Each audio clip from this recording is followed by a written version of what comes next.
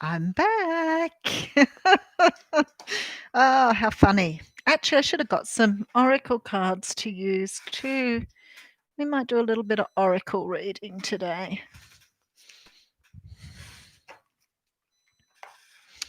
Hopefully that bell goes off for you all. And somebody will be on soon, I'm sure of it.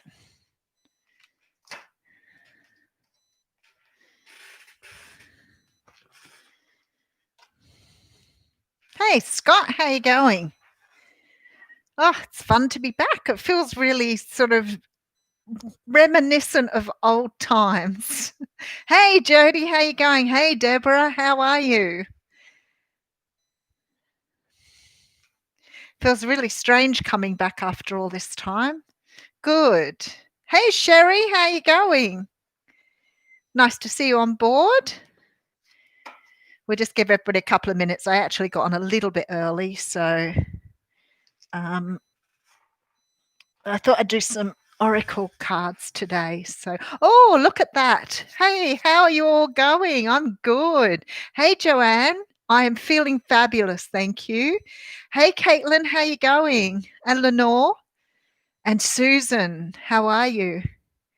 Oh, thank you. I actually feel really good today. I've started sleeping a little bit better. I'm pretty sure now that I've worked out it was from working that I wasn't sleeping very well. So I hope you're all well. So we're going to do this every Wednesday now. I've booked it into my schedule. I've also really started picking up the life coaching now, so which has been very exciting for me because it is a bit of a passion. I love to see people. Hey Jane, how you going? Oh, hey Haley. Oh, Sarah, how are you? Wow, there you go. Don't forget all thumbs up. We can get some visibility on the system. I'm looking forward to it too, Scott. It's been really nice, hasn't it? And I know everybody missed it when we sort of went off air a little bit. So when I started looking at what I wanted to do going forward, I thought I'd like to at least do one day a week. Ah, there you go. What time is it for you, Joanne?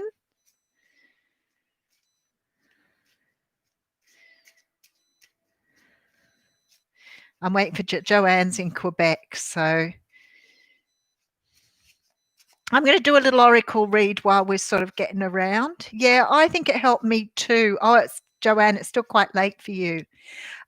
Scott, I've got to say to you, I think it helped everybody. I had some beautiful comments about the COVID because I think that we were all stuck at home. We were all a little bit scared. We're also a little bit more relaxed with it all now. We know a little bit more. Hello, Florida. How are you, Jane? So I think that for most of us now, we're sort of a little bit more adjusted. Not that it isn't still a scary thing, but we're not quite as frightened as we were when we first came on. And I know a lot of people were home on their own. It is midday here. So all of you guys are about 10 o'clock. Most of you are 10 o'clock where you are. So, yeah. It may be good for you when I do the Instagram ones to come on too, because that's 9 a.m. here, which is 3 hours earlier for some of you. Haven't done Instagram before. I'm really excited about doing Instagram, but I haven't quite worked out how to do that yet. So let's do a little bit of reading. What I'm thinking of is sometimes it will be nice to have a chat with you about things. I've got lots of things I still want to talk about with everybody. So that would be nice to do that sometimes. But it also will be nice to just do readings every now and again. So I think I'm going to do the monthly readings online, which will take up one Wednesday. And I will ask someone to do timestamps for me. Maybe the lovely Caitlin would help me out again with timestamps. And we'll have to watch and see. Oh, it's 8 o'clock in Salt Lake City. And Sarah, whereabouts are you again? Because you're 7 o'clock where you are. Wow, it's amazing, isn't it? Isn't it amazing that we talk to people all over the world? All right, so I've got an animal card here. All right. Oh, that's a nice one to get out. I'll read them all out in a moment. Yeah, I'm always busy with those card pulls, right? I'd love to be on for longer. But an hour is sort of, I usually go for about an hour and 15, hour and a half. And I think that's long enough, but still. Ah, oh, beautiful, Caitlin. That would be fantastic. Thank you. We'll do the September readings next Wednesday. But I have to, I'm not quite sure how we'll go with anybody bombarding the channel. It seems it's being bombarded by people on YouTube at the moment, so we'll work with that. All right. The twins' birthday was beautiful. I bought them Batman suits, night vision goggles, and clothes, so that went down pretty well. Okay. So we have the orangutans coming out here. Now I want to say hey Dale, how you going? Um, the orangutan represents working to live joyously, not living to work. Wasn't that nicely done? That's why I had to have a little bit of a giggle. I'm doing more of this, Susan. You have no idea how much things have changed for me in the last week. Sarah's from Oregon, so I think she said it was 7 o'clock in Oregon. 8 o'clock in Salt Lake City, in Quebec, and a couple of places. It's a bit later. Yeah, it is a good card, isn't it? Living to work or working to live, whatever which one it is for you. But I thought that was nice to get out after I just said how good it feels to be doing this work all the time. The last time I tried to do it was before I set up the YouTube channel. And I really thought that I had, I was right. I was ready to go and everything. But my fear just overtook, and I ended up taking another job because of that fear. But I feel really confident this time around. I feel 100% confident the Spirit's supporting me. So, but I'll talk about some of the things I'm doing at the moment. So the card we got here was all tied up. And I'm thinking, why have we got that card out? That's quite interesting, isn't it? 23, but it's obviously going to resonate with somebody out there. How cool were the readings this morning? That knocked me over. Love it when they take the breath out of me. Okay, this is lack of motion or sense of personal freedom. Hey, Janet. Thank you. We'll be on every Wednesday now, unless something else comes up. This card shows a woman tied up with vines around her wrist. So if I could get you to talk to me, I'd say to you, this is like the 8 of Swords energy here. Receiving this card upright represents a situation in your life where things seem to be stuck. A major drama may be going on around you, stopping you from moving forward, or it may be that some we were talking about technicalities blocking our way this morning. Perhaps you're waiting for a contract to be signed or an agreement to be made. Whatever is holding things up, the restrictions may be feeling quite oppressive at this time. If this isn't the case for you, it may be personal stuff tying you up. See how you are your own jailer. Are you tying yourself up in emotional angst or in a negative habit that you refuse to deal with, and which, of course, we're all dealing with at the moment? Time to cut the vines and set yourself free. Very interesting. So how many other people are doing what I've been doing with the whole sitting back wondering if you can do something differently rather than be stuck? Okay.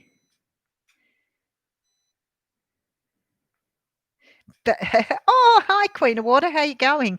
The third card we got out was Magic. So we've had the card that says like to escape, whatever you're working at, maybe you need to consider changing what you're doing. Then we've had the card of being all tied up. So you obviously feel that you're stuck to something here. And then I have the card of Magic coming out, and I've opened it straight to the page. And it's really funny because it's card 33.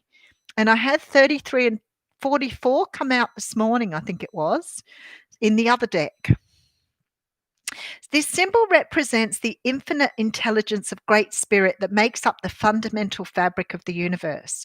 We experience the evidence of this magic through synchronicity or meaningful coincidences, and it so happens we're doing 33 and 44 today for those of you who've been watching. Okay, when magic appears, you're invited to see the world through the eyes of wonder and awe, taking on the innocence of a child who knows that all things are possible. So if you're tied up in something at the moment and you're not able to release it, remember everything is possible.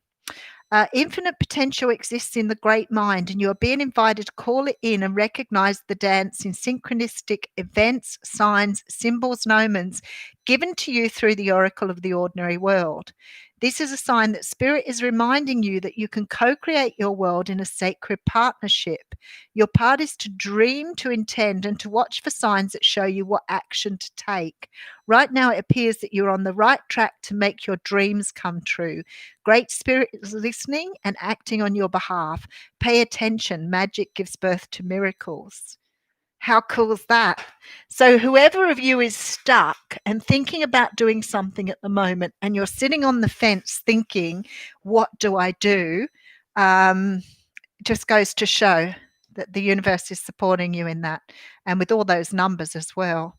33 is your number. 44 is mine, Sarah. So, stuck energy in the planets. Yeah, there's all sorts of stuff going on at the moment. And I think everybody's trying to change the things they're doing, change things up, whether that's relationships, work, life in general. People are feeling that they want to make changes. So 26 for Queen of Water.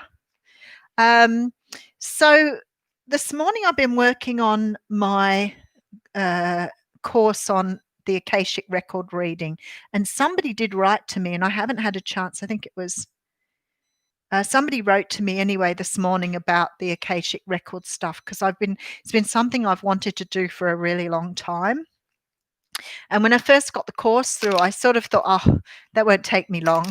I'll just get, but then I started to really, really enjoy it. So I've been really sort of getting entrenched in the Akashic record training. And I think I'm down to, how are you, Yvonne? And hello, Louisa. How are you? And so I've been really enjoying it. So I'm doing it through the Centre of Excellence in England. I think it cost me, if I remember rightly, about £38. So that may be around about $100. And I know other people say that they can do it. And I've had my own Akashic record done, of course, twice now. So I had one done years ago. And then, of course, I had an updated one to see how I was going along. And it really is incredibly helpful, because so much in there helps you understand where you're at in your life and the sort of lessons that you've, put in place to learn how to, maybe develop trust or faith, depending on what lessons you put down for yourself in this lifetime. But it's pretty amazing, because every time I read something or I do something like that, I realize how much the communication is already given to me through spirit. So a lot of the time, yeah, it's very enlightening. A lot of the time when we go to do something, it's like having a personal reading. Sometimes you get a personal reading and you think, wow, I knew that, I knew that, I knew that, but you just need your intuition confirmed because you don't trust it, or you don't fully trust it. So, when we go and have readings, it's very often just to confirm where we're at in life and what we want to have confirmed for us, because our ego tends to get in the way sometimes of what we feel. So I always say to people, the learning of trust and faith is probably one of the hardest lessons to learn. Absolutely. I like that. How are you, Sue? Nice to catch up with you again. It is a spiritual life coach. And like I say, all of these things make sense in life. But what happens is we are so bogged down with the learning we have, with the things we've learned in childhood, the things we learn from each other, our schools, our communities, governments. And we tend to learn from that. And of course, the learning creates things like racism and discrimination, but it also captures stuff within us that stop us from trusting the source. So we're all plugged in. We're all plugged into that. So what happens is we get the messages through and we go, wow, okay, that I understand, I get that. But then our ego steps in and goes, no, not going to happen. Won't happen. Why does the ego do that? So because the ego is something we've learned from a very young age, and it's keeping us safe. So the ego does things to stop us becoming what we want to do, because it thinks we need to be safe, because we've been taught from a very young age the world is a dangerous place. Don't go out into the world, you might get hit by a bus. Be careful when you go out, watch the traffic. Be careful that you go out in the sun, you might end up with sun cancer. So we grow up fearing all of this stuff. So what happens is we don't trust our intuition. Instead of going, well, okay, I want to go out somewhere, it's hardly likely I'm going to get hit by a bus, because I'm probably not even going to cross any roads. So we don't trust those messages coming through. We trust all the other stuff coming in, which is our ego. So people do this. Oh, there you are. There you are. So we don't trust always the intuition. So what I get is a lot of people saying things like, it's wishful thinking, that'll never happen to me, I'm too old for that, I wouldn't be that lucky, it's something I've always wanted but I've never been able to do. And here I sit to say to you, but I missed you too, Sarah. I'm here to say to you some of the things that have been said to me in my lifetime. So I wanted to be a coach. I wanted to do personal coaching, life coaching, counseling a long way back, 10 years or more ago. And I set out to do that. That was my first thing I wanted to do. I wanted to help others, especially people who are very stuck on their paths, or, feeling lacking self-esteem or confidence. And it was a real passion for me. And my ex-husband back then said to me, "You'll never be a coach. You don't have the personality." So along with the person I used to work with, who said to me years ago, "You've got the most horrible voice. It's so whiny. I can't bear to listen to you."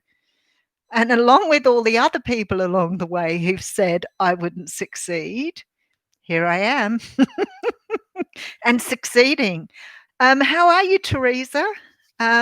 So what I want to say to you is, those people that you hear along the way, those people who are negative, jealous, because most of them are quite narcissistic, as we know, we sort of capture them along our path.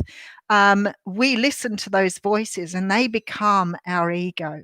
So they're but I'm sure you've had them, Queen of Water. How are you, Melanie? I'm sure you've had them along the way. Yet energy vampires. But those are the things that become our ego. Okay, so especially if we're very empathic, because we take on, oh, thank you, we take on the energy of those people because we feel somehow or another that they are more aware than we are, or they are more clever than we are, or whatever. But we take all that on board. And what starts to happen is it starts to create this illusion of what's going on for us in our life. So we start to create this world that is not real. So the part of your intuition that's leading you to do something like that, so do I, Teresa. There's lots of other things too. I've had that all. It's crazy. But that inner talk does start to become your ego. Okay, so when then you start to trust something, so say for example, you go out and you meet someone and you have a really nice connection with them, and you feel really strongly towards them, and your ego is asking you, your intuition is saying to you, go and ask them out on a date. And your ego goes, don't do that. What happens if they say no? What happens if they don't like you? And your intuition's going, no, go for it, go for it. And your ego goes, no, you just fall on your ass. You're going to feel really horrible. It make you feel really bad if they don't like you. So what happens? How many of you listen to the ego rather than the intuition? How many of you just go for it? Even though your ego is saying that, how many of you just go for it anyway? Because a lot of us don't. A lot of us listen to those people's voices in our head that have become part of our ego, and we don't do it. We don't do it. And then what happens then? You start to kick your own backside because you haven't done what you should have done. Absolutely, Colleen. How are you? We miss out on so much because we're not willing to take that risk. We're not willing to take the leap of faith. Now, what I always say to people when they say things like, I'm too old, I'm too tall, I'm too short, and I say to people, what is going to stop you from doing that? Like, what is the worst possible thing that can happen to you? So if you go up and you ask someone out on a date and they say no, what's going to happen? Are you going to curl up in a little ball and die on the floor? No. You're going to walk away and go, oh, well, bit disappointed, bit hurt by that. Yeah, my ego's a little bit slammed, but I'm still here and I'm still surviving. And if they don't want to be with me, well, then perhaps I'm better off asking someone else out. So the worst that can happen is you can hear the word no. So when people say to me, I'm being bullied at work and people are being really mean to me at work, I say to them, why don't you say something? Well, because I'm scared of losing my job, because I'm scared, that this might happen or that may happen or whatever else. And I'm like, really? No, you need to speak up for yourself at the risk of that happening. If somebody wants to sack you for sticking up for yourself, then you've probably got a huge legal case that you can go for if you wanted to. But most people like you to be honest with them. They like you to speak up. They want you to say to them, I don't like that or whatever. Most people want to hear the truth. And so what we do is we just hold ourselves back all our lives, wondering what we could have done, what we could have done better, what we could have done differently, when in reality, you shouldn't have those questions at all. You should be able to just do it. So I keep thinking that I'm just going to keep reading everybody as I go. I've asked someone out and they've said no. I'm like, okay, yeah, it hurts a little bit. It's a little bit embarrassing, but at least I'm not going through life freaking out because I haven't asked the question. And if you don't ask the question, then you're constantly questioning it in your mind, which is exhausting. Yeah, absolutely. I get that completely, Pucci. You are really lucky that you've got someone who's so in touch with themselves. There's not a lot of people out there that can completely feel comfortable with who they are. So I think it's really interesting. Oh, she's beautiful, Haley. She's a beautiful woman. Coulda, shoulda, woulda. 5 of Wands. That's my 5 of Wands energy. That energy of just sitting around going through the argument in your brain constantly about, should I have a go at this or not? What is the worst possible thing that can happen? Yep, you can get oh, thanks, Scott. Oh, people have said no to me before. I'm not everyone's cup of tea, like I say. I I don't think I'd hold back on very much nowadays at all. And then, yes, I agree with you, Teresa. I think a lot of that comes with age and experience, but it also comes with practice. So, the first time you go to do something and your first time you feel that you want to be outspoken with someone, it can be a little bit nerve wracking. So being prepared for it is really important. But once you've done it, it's so easy to do from there onwards. None of us are too old. No, absolutely not. And Louisa, same thing. I got told when I left husband number one that who would want me with 3 children. And I was beating guys off, really. There was many guys that wanted to go out with me and marry me and whatever else. There was no problem whatsoever. But I had myself convinced that because I'd been told nobody was going to want me with 3 kids, I had myself convinced that that was it, put me on the junk pile. um, and Deborah, you're right, yes or no. And at the end of the day, if you don't ask, you're going to be questioning yourself for the rest of your life on whether you should have spoken up and asked or not. But it works the other way around too. If you go and sort of, express yourself in a way that's open and honest, then at least for the other person too, there's a learning there for them as well, because they have to be the ones who say, no, I'm not really interested. So that's, tough all round. But yeah, you're never too old for love and a relationship. I remember reading a story. I've been doing this a little bit lately, picking up on these stories of people. But that woman who was like 90 someone, how are you, Sherla? Um, 90 something in and fallen in love with the guy that was, I think he was about 86 and she was about 90, and they were just so happy together. And I figured, you know what, it doesn't matter what time of life, there's somebody out there for you without any doubt whatsoever. We're just, some of the people are lucky to find it quicker than others, that's it. So if you have to wait that long, at least you've got your happiness regardless of how old you are. But yeah, it's really important to go after what you want. So, this journey for me, it didn't take as much courage this time as what it did the first time around, I've got to say.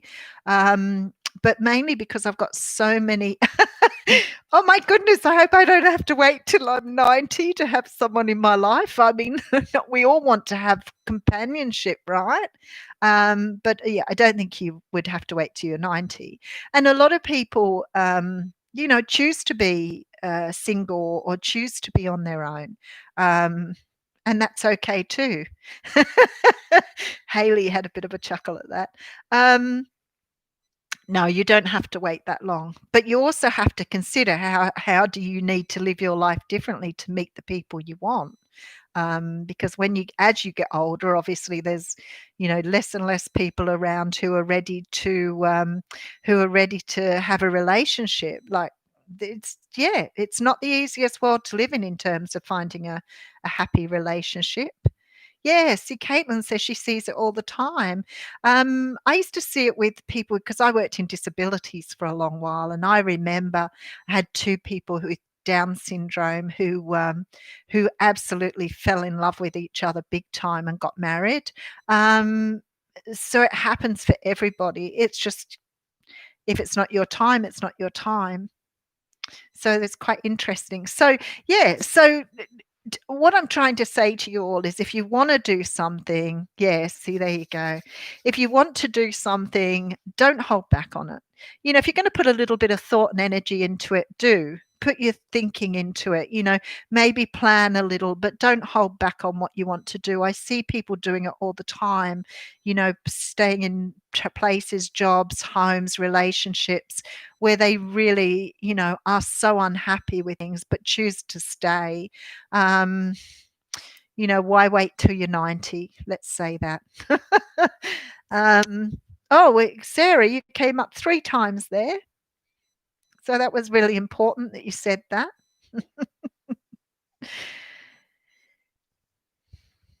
Anyway, so that sort of brings me around to what I wanted to talk about. So I had all these notes written down from before, because I thought every time I come online, I think, I want to talk about stuff, and sometimes we talk about fun stuff.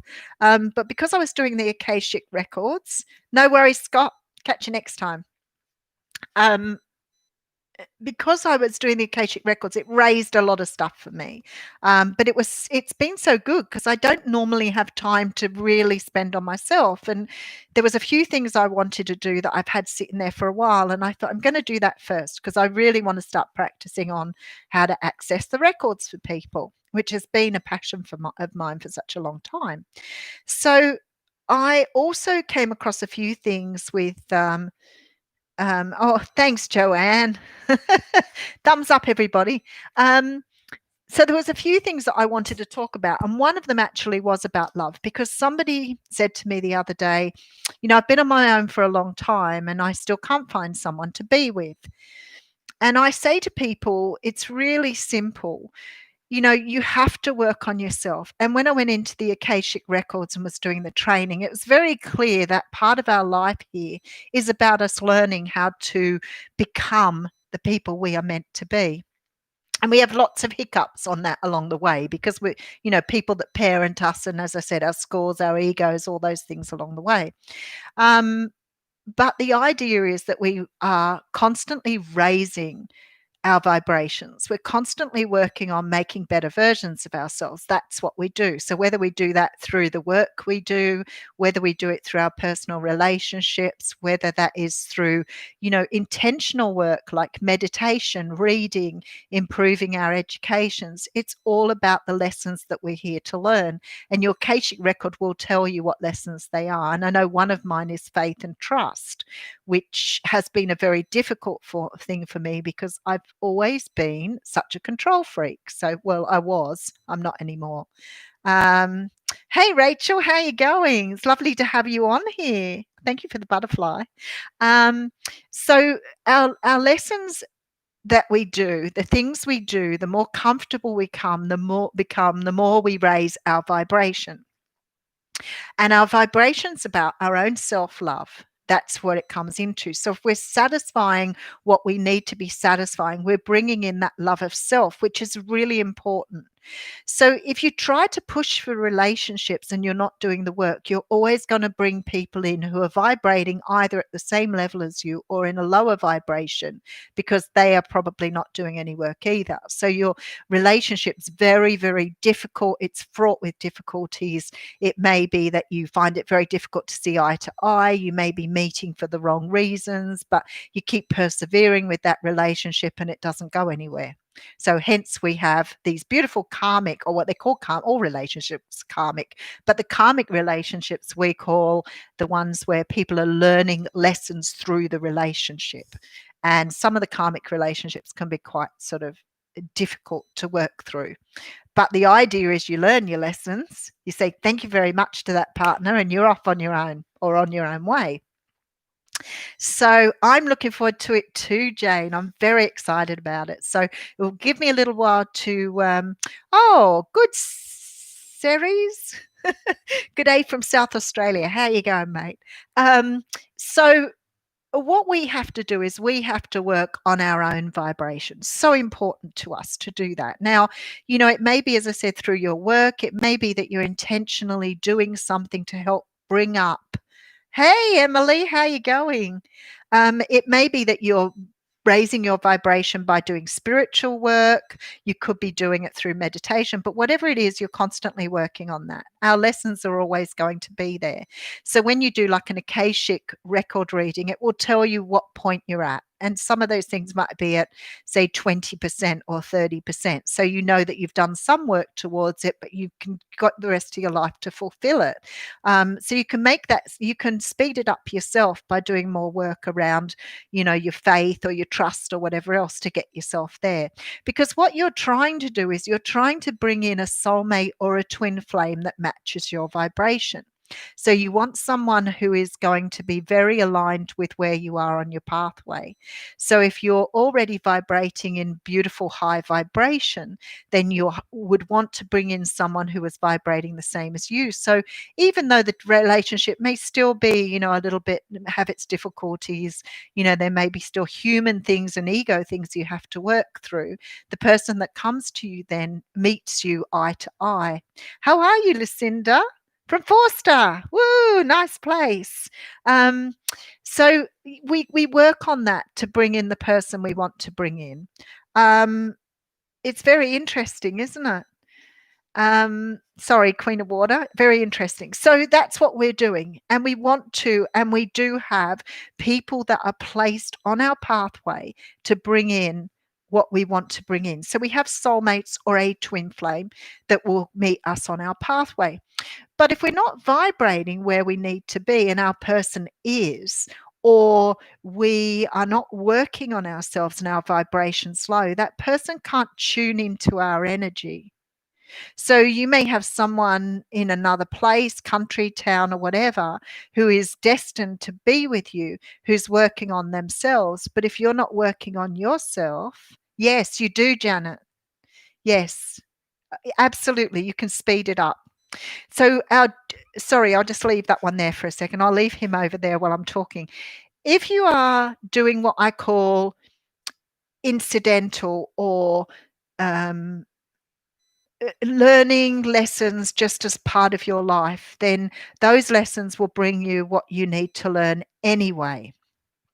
But if you want to, you can speed those lessons up by doing all of the additional stuff. So you may be, doing the work you need to do. You may already be a light worker, but if you choose to meditate or you choose to bring in other things around you that help to raise your vibration, of course you can work at it quicker.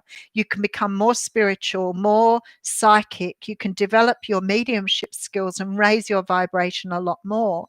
I mean, it's still questionable, but how much ego you need to shed along the way. But absolutely, you can speed that process up. But you're doing what you know your lessons are. And like I said earlier, very often you're receiving messages about what you should be doing, but you don't always trust what those messages mean or what they are. That's why we see them through your reading, what you need to develop. The thing is, it's really interesting because that means that I'm already probably picking up some of the Akashic stuff already, because that's what I'm doing. So when I'm picking up the energy from the universe, I'm probably already downloading some stuff for you to say, this is what you need to be working on. So whenever I do a reading, I always say to people, this is coming through for you. This is what you need to be working on. It may only be something like you need to raise your confidence level, or you need to be working on opening your heart chakra more, or learning to speak up for yourself, because those messages come through anyway. So I think that a lot of the time I'm already receiving those from spirit. And I learned a long time ago, that spirit speaks to me directly. I don't get messages through, well, I do as well through my spirit guides, but I get the messages direct. So I'm already tuning into, I have been for a long time, tuning into the universe's message to help you out with that. Oh, thanks, Ceres. Um,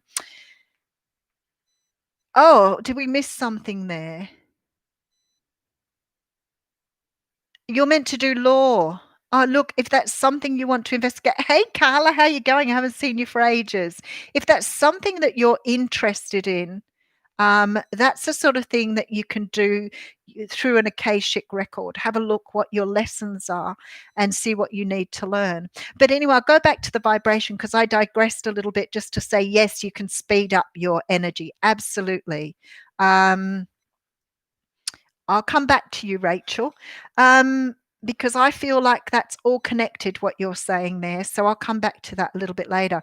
What I was trying to say was, if you have someone that's meant for you, and they may live in the same town, they may live further away, you've got a connection to them, most likely already before you came to the earth. So you've already started to understand what sort of things you want in your life. Now, if you come in and you're doing all your work, and your person or your match or your soulmate or twin flame, whoever it is not doing the work they need to do, some of the healing you do will help them heal. That's why I would say to people, if you're doing the healing work, very often you're creating some sort of energy for them to work on what they need to work on too. But at the end of the day, a lot of people don't want to do the work.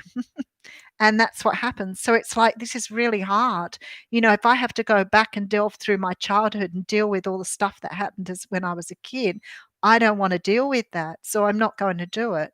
But we need to purge all that energy. We need to be able to remove that to bring our vibration up. So part of raising your vibration is obviously doing the lessons, but it's also the releasing of the energies as well. So some of the things that hold you back.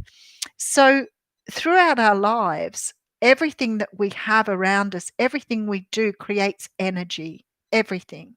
It depends, it doesn't matter whether we have families who are difficult, relationships that are difficult, life that has challenges, all of that creates energy, and all of it we keep inside of ourselves.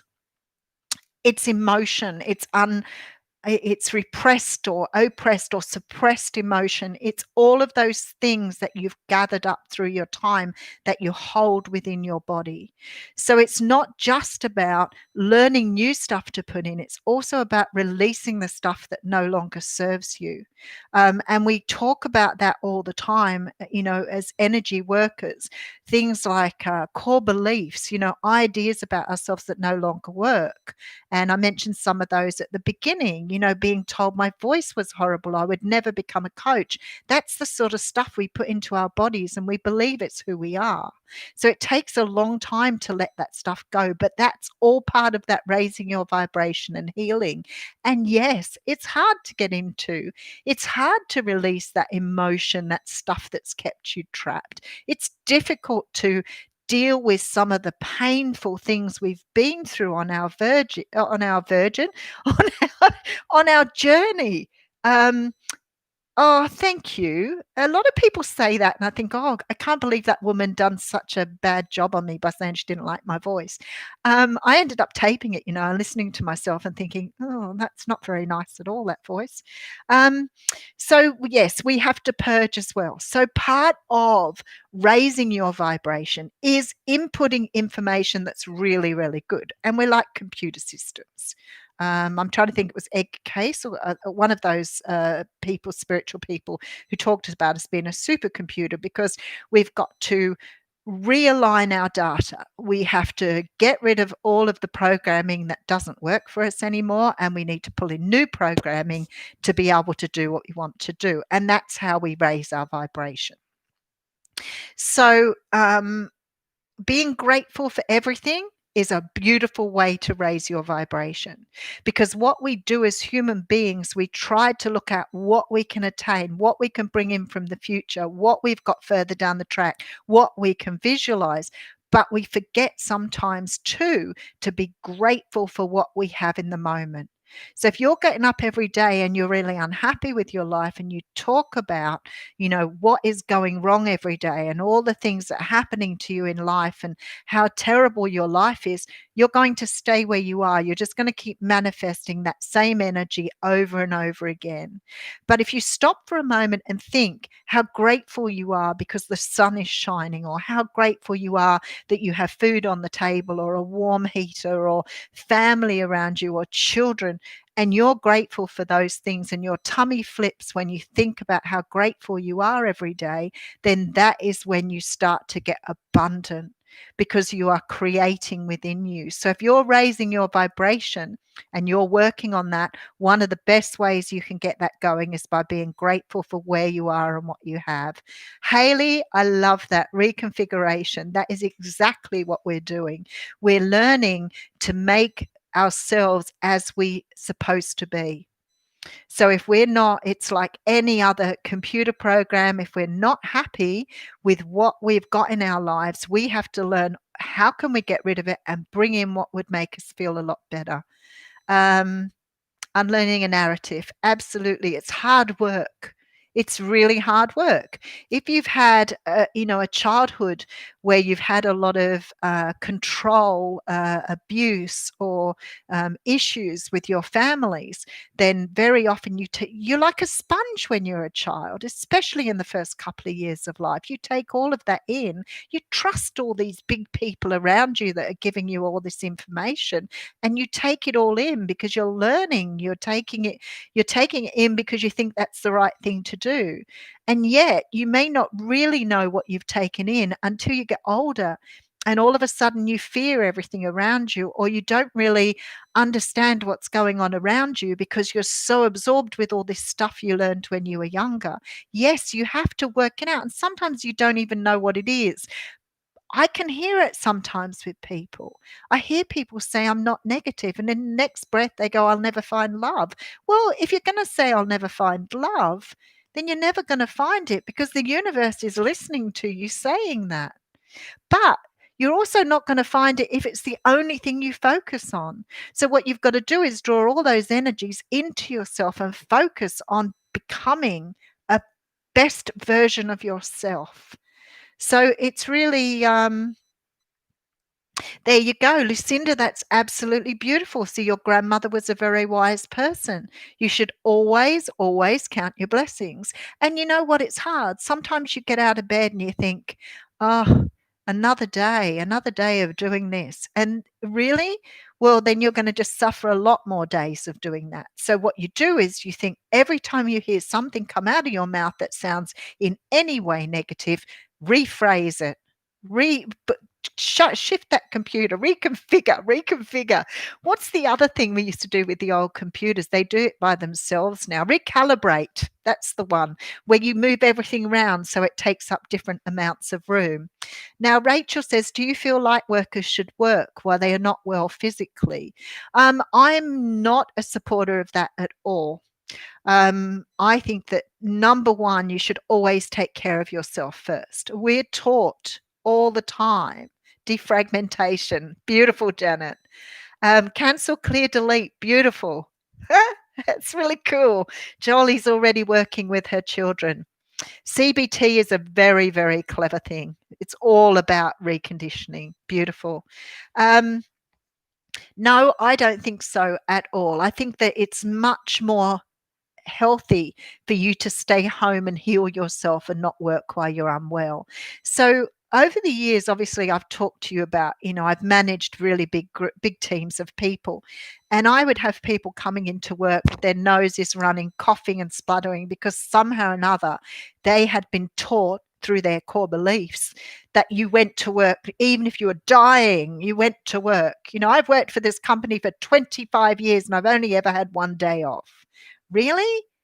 And you think that's taking care of yourself? And when you're on your deathbed and someone says, what have you achieved in your life? You're going to say, well, I never took a sickie. What is wrong? If you're not well, don't go to work. Don't go to work. You look after yourself first. If people go to work, like I've had people say it to me, and I've said, why are you at work when you're so sick? And they've said, oh, I'm really worried because I can't afford not to be at work. Well, the thing is, if you're coming to work while you're really sick, you're probably going to infect a lot of other people at work, which is probably not a very nice thing to do. But at the end of the day, one day off in bed, taking care of yourself will probably stop you getting much sicker later. And we know that. So if you go to bed and have, your fluids and you rest up for 24 hours, you're probably going to do a whole lot better than struggling day to day trying to get to work. Your virus is probably going to last you 2 to 3 weeks then because you're not doing what your body needs it to do. So, well, Rachel, if you love doing it, but if you've stopped due to your illness, energy work and readings, well, that sort of, I'm not really sure how I sort of sit on that one, to be honest with you, because I still feel sometimes like there's been a few times when I haven't felt sort of up to things and I've had readings booked. But when I go into the readings or when I do the work, I'm sort of in a different place. So I don't think you should not do it at all. I think you should still do it, but maybe just not do it to the level where you're exhausting yourself or tiring yourself out. Yeah, I think that you should still do it, but perhaps just not push yourself so hard. If it's taxing you and making you unwell, then don't do it. But also, if you're unwell in your body, maybe your body's trying to tell you something. Because I'm a great believer in metaphysical illness, and I think sometimes, you may be doing this work, but if you're not doing your own healing, maybe that's something that your body is trying to tell you, that you need to start working on yourself too and healing yourself. Did I miss something here? You achieved giving everyone the flu. Well, can I tell you a little story that will really I had 6 teams of people over the Sydney area. When I first started work, I had 2 teams, one in the Southern Highlands, one in Narellan area. And both teams had around about 8 or 9 people in them. And what I would do was I'd spend some days with one team and then go over to the other team on the other days. And somebody came to work with a cold.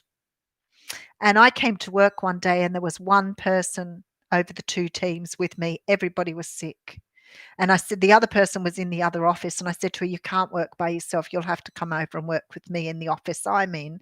And the 2 of us worked together to do what we needed to do. And it was a real learning curve for me too, because people had appointments in their diaries and they hadn't put phone numbers in or contact names. And all we did for the time that we were working was just correct everybody else's mistakes, but really good for me as a manager because I realized how much better we needed to be at that. But the two of us worked until she and I got sick. And then when she and I got sick, everybody else came back to work. But yet we lost about 15 people. So it just was ridiculous over the time because somebody came to work sick. So yeah, sometimes I think, the masks are such a great idea because you'd never have sick people if you all wore masks all the time. So interesting. Hey, Tamika, how lovely to see you on here. Yeah, well, that's what I think too, Caitlin. That's why I said it's sort of arguable. I really agree with you when you're doing energy work because you're putting the energy from the universe through you first before you're doing it for other people. So that should be healing in its own right. The only thing I'd be cautious of is that you're not doing too much. That's what I would be just cautious of. Vicky, how you going? Yeah, I was going to say, I don't know if it's good practice or not. So I'm still on the fence with this one because I sort of agree with Caitlin a bit. When you're doing, for example, Reiki, and I'm not as advanced in Reiki as all you guys are, but when you do Reiki, you're not actually absorbing the energy. It's just going through you. So the universe is using you as a conduit, I guess is the best way of seeing that. So the energy is going through you to the other person. You're just acting as a I think conduit's probably the best word. So that energy that's coming through you is actually healing you while it's going to the other person. So your physical 3D stuff is different to your healing. But if you're doing it with a flu or an energy, then you are risking the person you're working with catching something from you. That's different. But, like I know, for example, if you've got a headache and you're doing a reading, your headache doesn't affect the reading. So it just depends on what we're talking about here. But I certainly think if you've got a 3D illness like a flu or something, then that's a little different to having a more, exhaustion or whatever else. So I think that if you're going to do your healing and you're still going to continue with it, you don't put the other person at risk. And if you're not going to put the other person at risk, then I think that's okay to do. So if you're only dealing in the energies, then it probably won't hurt you. Yeah, I agree with you, Ceres. I think that's really important. I think that it's really important that we consider other people. But you know what? I've seen during this time with this pandemic how self-centered people can be. So it's really difficult, isn't it? Because we've got people crossing borders when they're sick, carrying the virus into other places when they're supposed to be in lockdown, people out doing shopping when they're supposed to be in quarantine. That's the sort of energy that's not healthy, but you're never going to stop those people. Not everybody thinks about other people. Not everybody has a sense of community.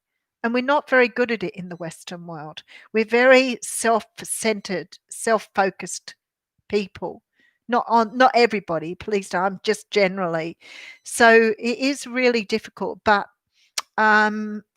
I don't know why that's the case, why people are like that. Haley, I wouldn't tolerate it. I sent people home all the time, even when they said to me that they were worried about not having enough money. I mean, you're not going to be any use to anybody if you're in hospital because you're so sick. Um, so I think it's really, really important. Conduit's the right word. Yeah. So yeah, it's really awful, isn't it, that people make people feel that way?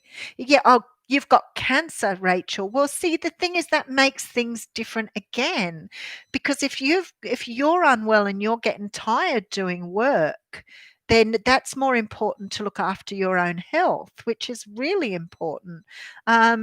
So I guess in that regard, you just have to be careful not to overdo it yourself, but that doesn't mean you can't provide a good healing for somebody else. Um, oh, great. Oh, Lucinda, that's awful. 130. Um, Oh, an aura clearing routine and protection. Yeah, well, that depends on how I protect myself every day when I get out of bed. Like I do a bit of a prayer of protection every morning, but that's really not so much to protect other people. That's really to protect my own energy. Otherwise, I just get exhausted very, very quickly from other people. So, how are you, Kavitha? Yes, after a long time. Hello, India. Okay. Yeah, I do think it just depends. See, we're all talking slightly different things here. We're all talking to slightly different energies. As I said, I think, how are you, Eve?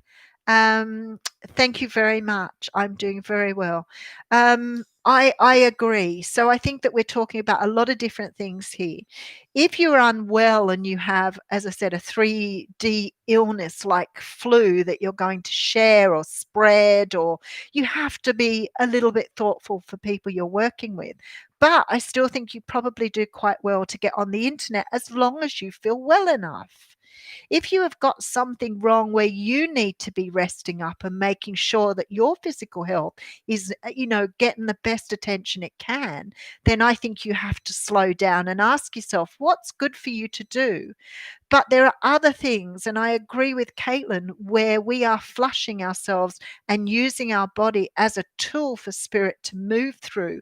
And if you feel well enough to do that and you're not infecting other people, then I think it's okay to do that. Absolutely. I certainly wouldn't deny someone a reading because I didn't feel well, but I would if I was face to face and I felt and I had the flu. So I think it's just a little bit of common sense stuff there, really. But yes, you should be clearing your energies anyway because you don't really want to let your ego or your own energies interfere with the messages you're bringing through for other people. Yes, beautiful, Colleen. That's exactly right. People have this entitlement attitude, but it's also narcissism. And it really makes me realize how many people in this universe are very narcissistic. They believe that their own rights override everybody else's. I'm not going to do this because I don't want to. I have human rights. Well, really? Because you're going to probably kill 10 people or 20 or even more people if you go against that. So, with this whole thing with the pandemic, people were shouting about their rights and their human rights. And I was like, hang on a moment. People are taking in this into nursing homes. What about all the people in the nursing room? What about their rights? Whose rights are more important than others? Okay, neighbours don't help neighbours like they used to. No, I agree with that completely. Lucinda does her prayer of protection every night in her prayers. I do mine in the morning when I put my feet on the floor. Sometimes I have to do a little bit of an upgrade or a little bit of an update if I find I've got someone around me that I have to be around that's really draining. I might just sort of give a little bit of a nudge to spirit and ask them to pour a little bit of light back on me again because I feel it waning. Um, Oh, thank you, Ceres. We'll be here every Wednesday, same time, same back channel. Um, and I agree with you, Rachel. You do what you do if you feel well enough. But don't not do it if you want to do it. Because as I said, you're still doing God's work. And if that is what you need to do, you do it. But as long as you're not, infecting anybody or hurting anybody in the process and you're only using your own body to help spirit come through to people, then yes, you need to do it. I mean, let's face it, if you're a religious person and you sort of think about the Bible, people were running around with leprosy and people were washing their feet to help them to feel better. So some things we do because it's the right thing to do, and some things we do because we need to look after ourselves. So beautiful. Oh, thanks, Eve. That's beautiful. I love doing what I do. I really do. Um, I love it just feels so natural to me to be able to do the work I do, but it's taken me a lot of years to get to this point. So I just want to say that. But anyway, I guess we should close shop. I have really enjoyed talking to you today, but I have worn my voice out. Thank you, darling. I miss having you around, actually. You've been so busy with your own life at the moment. How dare you neglect me? Thank you. Thank you so much. And I will see you next Wednesday. So I will talk about something. Oh, I had boundaries down on the list. I didn't talk to boundaries. Oh, beautiful, Rachel. That's really sweet. Thank you so much. And if I can help you in any way, please let me know.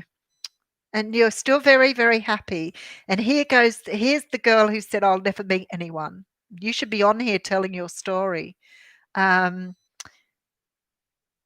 have a lovely walk. Say hello to the ducks for me. And we'll catch up soon. And my love to all of you. Take care. Thanks, Emily. Thank you so much. It's beautiful. You're making me all emotional. All right. And I will see you next week on Wednesday.